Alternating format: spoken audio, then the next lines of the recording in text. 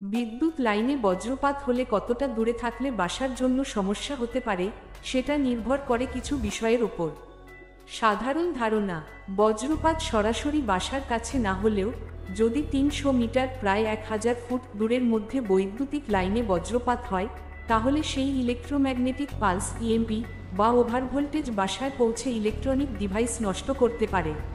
৫০ থেকে ১০০ মিটার দূরত্বে বজ্রপাত হলে এর প্রভাব আরও শক্তিশালী হয়, বিশেষ করে যদি আপনার বাসা বিদ্যুৎ লাইনের সঙ্গে সরাসরি সংযুক্ত থাকে বা ভালো গ্রাউন্ডিং না থাকে।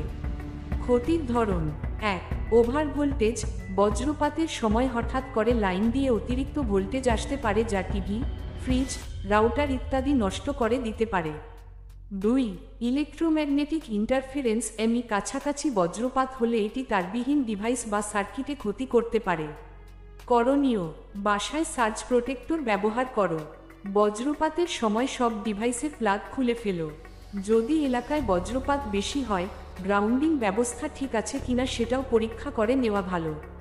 তুমি চাইলে তোমার এলাকার পরিস্থিতি অনুযায়ী আরও নির্দিষ্ট পরামর্শ দিতে পারি।